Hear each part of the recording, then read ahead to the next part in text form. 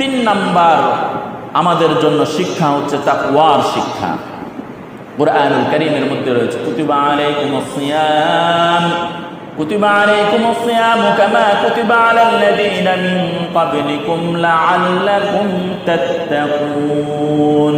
সিয়াম সাধনা এই কারণে দেওয়া হয়েছে যেন তোমরা তাকওয়াবান হয়ে যাও, তাকওয়া অবলম্বন করতে পারো।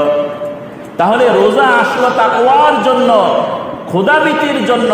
রোজাও গেছে, ক্ষুধাবীতিও গেছে। তাহলে রোজা কাজটা করলো কি? আমি তো সে আগের মতো হয়ে গেলাম। রোজায় আমি গুনাহের কাজ করি নাই, বিড়ি সিগারেট খাইতাম, রোজায় খাই নাই। না, আল্লাহকে ভয় করেছি।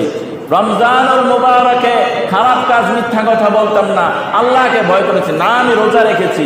তাহলে রোজা রেখে তো এমন অনেক হালাল জিনিসও হারাম হয়ে গেছিল। পানি খাওয়া হালাল না হারাম? হালাল। কিন্তু রোজা থেকে কি আমরা পানি খেয়েছি?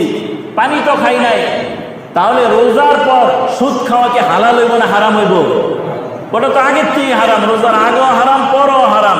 তাহলে এই জিনিসটাও যদি আমরা বন্ধ না করতে পারি, তাহলে এই রোজা এসে আমার পরিবর্তনটা কি হইল?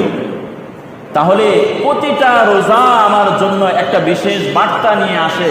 আমি প্রতিটা বছর এই রমজানের পরবর্তী কিছু আমলের কথাগুলো বলি, আবার এক কথাই বারবার বলি না। আমার বয়ানগুলো তো আছে, ইউটিউবে শুনতে পারেন যে গত বছর আমি রমজানের পরবর্তী শিক্ষার যে বিষয়গুলো আলোচনা করতেছি, এই জুমায় ওগুলো করতেছি না। তাহলে একটু চেঞ্জ, অর্থাৎ আমাদের লাইফের মধ্যে কিছু পরিবর্তন আনা দরকার। দরকার আছে কিনা ভাই? যদি একটু একটু করে পরিবর্তন না আনি, যদি আপনি নিজ থেকে চেষ্টা না করেন, তাহলে হয়তো বা হাজারো রমজান আসবে, কোনো ফায়দা হবে না। এ কারণে বলতেছিলাম তাকওয়া অবলম্বন করা, পরহেজগারি অবলম্বন করা।